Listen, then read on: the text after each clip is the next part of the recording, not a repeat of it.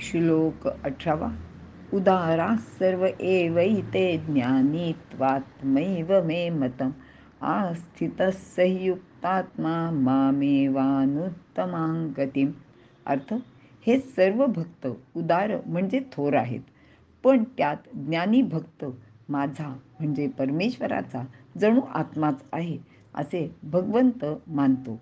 कारण तो माझ्या ठाई सदा चित्त लावून व मलाच सर्वोत्तम गती मानून माझाच म्हणजे परमेश्वराचा आश्रय करत असतो असे भगवंत सांगत आहेत.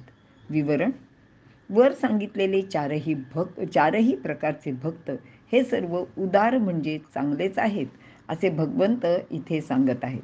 यातील जो ज्ञानी आहे तो मात्र सर्वश्रेष्ठ आहे, कारण तो फक्त ईश्वराचाच आश्रय करतो. उदार म्हणजे श्रेष्ठ भाव. यांना उदार म्हटलेले आहे कारण उदार म्हणजेच त्यागी. यामध्ये आर्त, जिज्ञासू अर्थार्थी हे सर्वच भक्त येतात. प्रापंचिक भोगाचा त्याग करून त्यांनी परमेश्वराची भक्ती केलेली असते.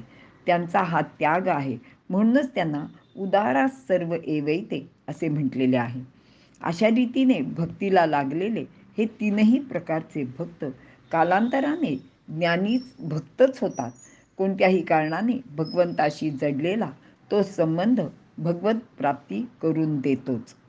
मात्र ज्ञानी भक्त वर सांगितल्याप्रमाणे भगवंताबद्दल विलक्षण असे प्रेम बाळगणारे असतात.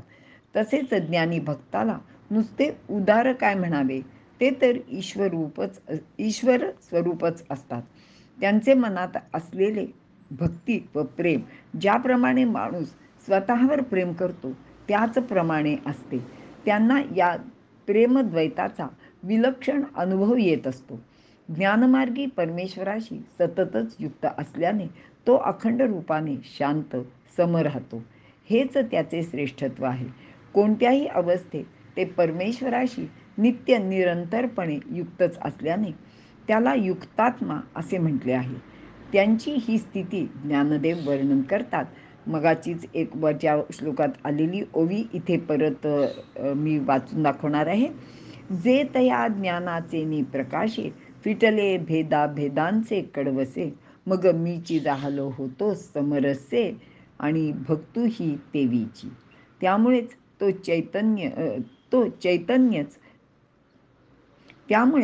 तो चैतन्यची केवळ माझे हे न म्हणावे परी काय कीजे न बोलणे बोलो. थोडक्यात या भक्ताला सर्वत्र भरलेला ईश्वरच आहे असा बोध झालेलाच असतो. आणि या संबंधातली आपल्याला भक्त प्रल्हादाची गोष्ट माहिती आहे की त्याला त्या लाकडात सुद्धा किंवा त्या खांबात सुद्धा देव आहे असा बोधच नाही, तर त्याला खात्री झालेली असते आणि तो आपल्या पित्याला सांगतो की हो, या खांबात सुद्धा माझा ईश्वर आहे. आणि तसा त्यांनी प्रत्यक्ष यानंतर अनुभवसुद्धा घेतलेला आहे.